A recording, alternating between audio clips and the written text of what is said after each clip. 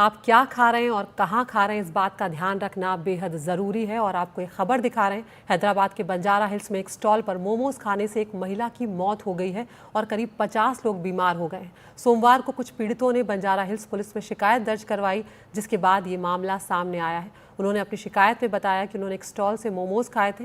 Police ने जांच शुरू कर दी है और मोमोज बेचने वाले 2 लोगों को भी हिरासत में ले लिया है। उमा सुधीर हमारी सहयोगी फोन लाइन पर जुड़ गई हैं।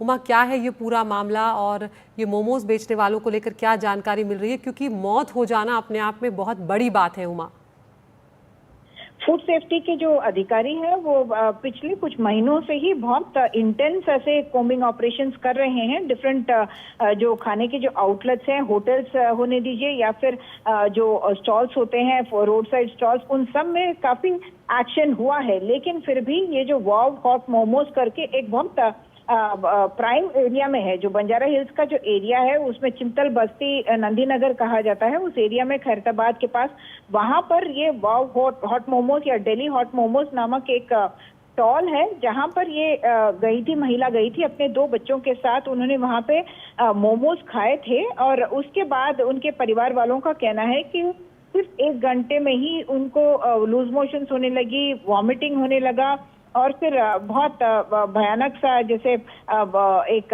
हेडेक और यानी कि लक्षण बिल्कुल फूड पॉइजनिंग के उनको दिखाई देने लगे। और जब तक अगली सुबह यानी कि इतवार के दिन सुबह जब वो अस्पताल वो ले जा रहे थे, तब उनकी मौत हो गई। और उसके बाद बहुत सारे लोग 20 लोग अस्पताल में भर्ती किए गए, क्योंकि हेवी फूड पॉइजनिंग का ये मामला था। और फूड अथॉरिटीज ने उस जगह को जब छापा मारा तो उनका कहना है कि वहां पे न फूड सेफ्टी या स्टैंडर्ड्स का लाइसेंस ना था, न रजिस्ट्रेशन थी और बहुत अनहाइजीनिक कंडीशंस में बनाए जा रहे थे। और बिना पैकिंग के रेफ्रिजरेटर में जैसे उस पूरे जो मटेरियल होता है डो जिसको कहते हैं, उसको रखा गया था।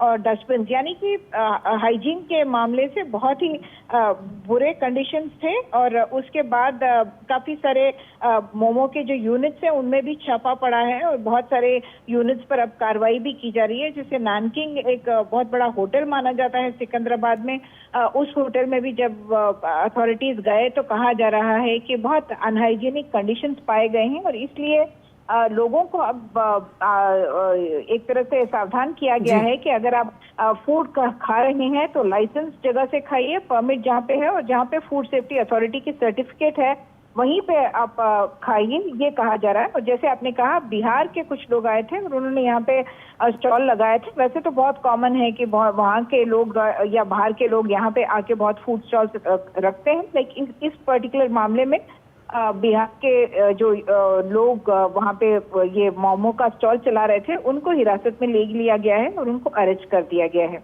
जी उमा, रेशमा नाम की जिन महिला की मौत हुई है, उनकी 2 बेटियों की भी तबीयत खराब हुई थी, उनको लेकर क्या जानकारी और क्या रेशमा की पोस्टमार्टम रिपोर्ट सामने आ पाई है? अब तक पोस्टमार्टम रिपोर्ट तो सामने नहीं आई है, लेकिन 12 साल की और 14 साल की उनकी 2 बेटियां हैं और एक बेटा भी है। और बताया ये भी जा रहा है कि उनके पति के साथ वो नहीं रहती थी, वो सिंगल मदर है। तो अब सवाल ये भी उठता है कि इन बच्चों के भविष्य का क्या होगा। और इसलिए कुछ वहाँ के लोकल जो लोग हैं वो भी सरकार से अपील कर रहे हैं कि इन बच्चों के लिए कुछ ना कुछ इंतजाम होना चाहिए, क्योंकि अब वो अपने पेरेंट्स को लूज कर चुके हैं। वैसे तो उनका जो हेल्थ कंडीशन है, स्वास्थ्य का जो कंडीशन है, वो स्टेबल है। बहुत बहुत शुक्रिया उमा इस तमाम जानकारी के लिए।